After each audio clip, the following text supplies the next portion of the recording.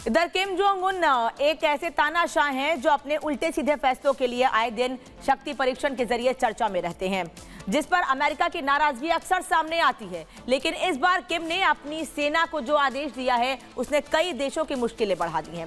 क्या है किम का आदेश, इस रिपोर्ट में देखिए।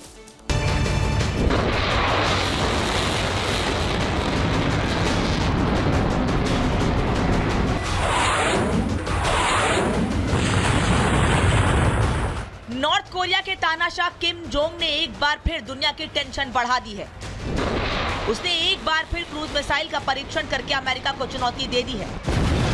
बताया जा रहा है कि नॉर्थ कोरिया का यह परीक्षण सीधे तौर पर अमेरिका को चुनौती है, जिसके जरिए सन के किम जोंग ने दुनिया को अपनी परमाणु शक्ति की झलक दिखाई है।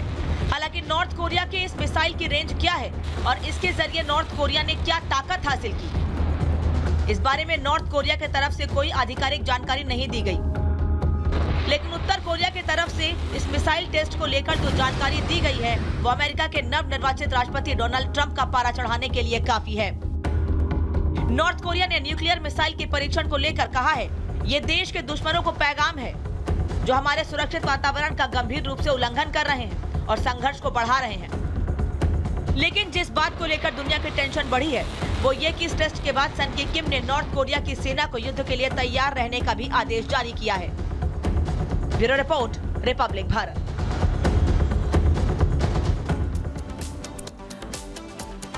वैसे तो तुर्की अपने डबल गेम के लिए जाना जाता है, लेकिन इस बार तुर्की ने रूस यूक्रेन जंग को खत्म करने की कोशिश के बीच एक ऐसा पासा फेंका है जिसका तोड़ अगर वक्त रहते नहीं निकाला गया तो रूस यूक्रेन के बीच जारी जंग एक बार फिर भड़क सकती है और इस बार इसकी पूरी जिम्मेदारी तुर्की की होगी। जी हां, तुर्की ने रूस के खिलाफ अपने सैनिकों को यूक्रेन भेजने का ऐलान कर दिया है, जिसके बाद यह आशंका गहरा गई है कि अब दुनिया रूस और तुर्की के बीच जंग देखेगी। रूस यूक्रेन के तो यूक्रेन की मदद के लिए तुर्की ने ऐलान कर दिया है। ऐसे में एक तरफ कोशिशें की जा रही हैं कि दोनों देशों के बीच जारी करीब 3 साल से युद्ध अब रुक जाए, लेकिन वहीं दूसरी ओर तुर्की ने जिस तरह से अपनी सेना भेजने का यूक्रेन में ऐलान किया है उससे यह माना जा रहा है कि आने वाले समय में रशिया यूक्रेन के बीच युद्ध और भड़क सकता है। वहीं दूसरी ओर आज ज़ेलेंस्की अमेरिका पहुंच रहे हैं डोनाल्ड ट्रंप से मुलाकात करने के लिए।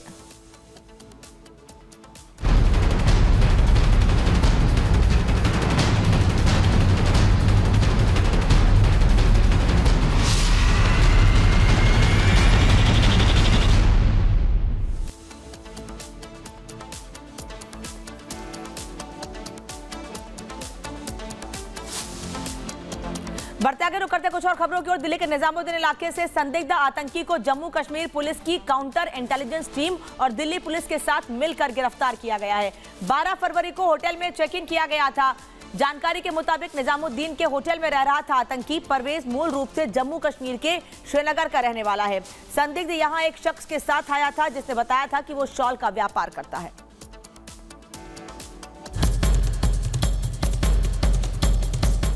आतंक के आकाओं की कमर तोड़ने जहां घाटी में लगातार एक्शन देखने को मिल रहा है, तो वहीं अब देश की राजधानी में भी कार्रवाई की गई, जहां छिपकर बैठ आतंक के आकाओं को मदद करने वाले आतंकी को धर दबोचा गया। नाम परवेज अहमद खान, पता फारूक कॉलोनी, बेमिना, श्रीनगर। ये वो नाम है जो भारत में रहकर आतंकी संगठनों के साथ मिलकर देश विरोधी गतिविधियों को बढ़ावा देता था, जिसके खिलाफ देश की राजधानी दिल्ली में बड़ा एक्शन देखने को मिला और दिल्ली के निजामुद्दीन इलाके से इस आतंकी को गिरफ्तार किया गया। टेरर फंडिंग मामले में शामिल था यह आतंकी परवेज, जो कई आतंकी संगठनों के साथ ताल्लुक रखता था। निजामुद्दीन के होटल में रहकर आतंकी परवेज आतंकी गतिविधियों को बढ़ावा दे रहा था। 12 फरवरी को परवेज ने होटल में चेक इन किया, जिसके बाद से दिल्ली में शॉल बेचने का काम कर रहा था। श्रीनगर की कोर्ट ने इसके खिलाफ गिरफ्तारी वारंट जारी किया था। आतंकी पर फरवरी 2024 में कई केस दर्ज किए गए थे। मतलब साफ है, आतंक के सफाई के लिए जारी एक्शन देश के कोने कोने में देखने को मिल रहा है। चाहे घाटी में छिपे पाक परस्त आतंकी हो या भारत के दूसरे हिस्से में पनाह लेकर छिपे आतंकी सहयोगी? देश की सुरक्षा एजेंसियां उन्हें चुन चुन कर कार्रवाई कर रही है ताकि कोई वतन विरोधी देश के सांस्कृतिक सौहार्द में जहर न घोल सके। Bureau report, Republic Bharat. वहीं शांति की राह पर लौट रहे मणिपुर से बड़ी खबर, बड़ी संख्या में हथियारों की तस्वीरें सामने आई हैं। जगह जगह लोग अपने अपने हथियार लेकर थाने चौकियों में सरेंडर करने पहुंच रहे हैं। आखिर हम ऐसा क्यों कह रहे हैं, इस रिपोर्ट में देखिए।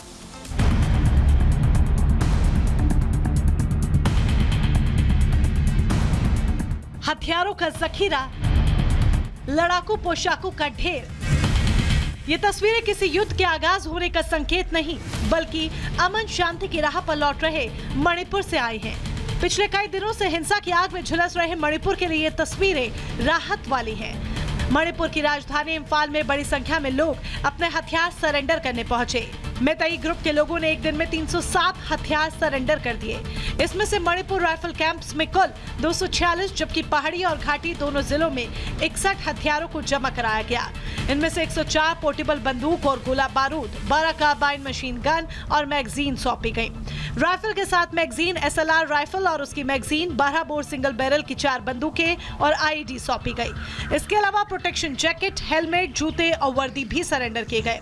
सरेंडर करने से पहले मेतई ग्रुप ने राज्यपाल से मुलाकात की। मेतई ग्रुप हथियारों का सरेंडर यूं ही नहीं कर रहा।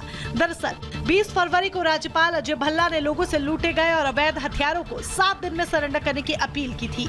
उन्होंने चेतावनी देते हुए भरोसा दिया था कि अगर 7 दिन में हथियार छोड़ दिए तो कोई कार्रवाई नहीं होगी, लेकिन अगर अल्टीमेटम तक हथियार नहीं सौंपे तो कड़ा एक्शन होगा।